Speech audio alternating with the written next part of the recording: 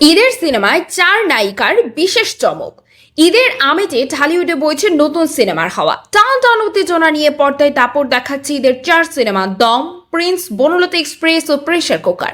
আর এই সিনেমাগুলোতে বিশেষ চমক নিয়ে হাজির হয়েছেন 4 বাংলাদেশি অভিনেত্রী পূজা চেরি, তাসনিয়া ফারিন, সাবিলা নূর ও নাজিফা তোষে। রেদওয়ান রনির দম সিনেমায় রানী চরিত্রে অভিনয় করেছেন পূজা চেরি। এই সিনেমায় অভিনয়ের জন্য অডিশন দিয়ে নিজেকে প্রমাণ করতে হয়েছিল এই অভিনেত্রীকে। ক্যারিয়ারের এক যুগ পার করলেও গত কয়েক বছরে মুক্তি পাওয়া পূজা অভিনীত জিন, লিপস্টিক, টাইগার কোনোটাই সেভাবে সাড়া ফেলতে পারেনি। তবে দম দিয়ে নিজেকে নতুন রূপে হাজির করেছেন তিনি। ছবিতে নিশোর সঙ্গে তার রসায়ন, আবেগের দৃশ্য দর্শক মহল ইতোমধ্যে ব্যাপক প্রশংসা কুড়িয়েছেন।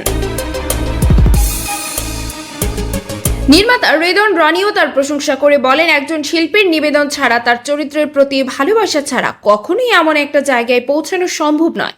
পূজা এই গল্প চরিত্র বিশ্বাস করেছে, ফলে এই চরিত্রের জন্য নিজেকে নতুন করে তৈরি করেছে। এবার ঈদের 4 বছর পর রায়হান রাফির প্রেসার কুকার দিয়ে ফিরেছেন নাজিফা তোষে 2022 সালে। মেজবাহুর রহমান সুমনের হাওয়া সিনেমার পর তিনি যেন হাওয়া হয়ে গিয়েছিলেন। প্রেসার কুকার ছবিতে রেশমা চরিত্রে তার দুর্দান্ত অভিনয় নতুন করে আলোচনায় এনেছে এই অভিনেত্রীকে। তার অভিনয়ের প্রশংসা করে চিত্রনাট্যকার মেহেদী হাসান তার ফেসবুকে লেখেন, এক একজন অভিনেতার এক এক রকম প্রসেস থাকে, চরিত্র তো আর অভিনেতা ভেবে হয় না, কিন্তু রেশমা আসলে নাজিফা তোষে না হলে হতো না। এই সিনেমা ছাড়াও চলতি বছর রোহিত সিনেমায় দেখা যাবে তোষীকে। এই ছবি দিয়ে আবার ফিরছেন সুমন তোষের নির্মাতা অভিনেতা জুটি।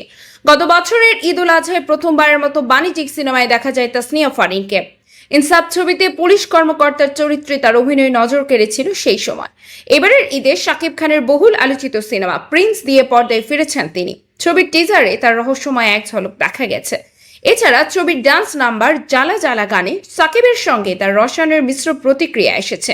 ছবি দেখার পর দর্শক বলছেন, প্রিন্সে তাকে আরো একটু জায়গা দিলে ভালো হতো।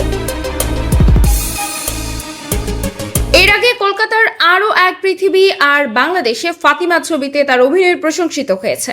শাকিব খানের নায়িকা হিসেবে গত বছর রায়হান রাফির তাণ্ডব দিয়ে পর্দা কাঁপিয়েছিলেন সাবিলা নূর।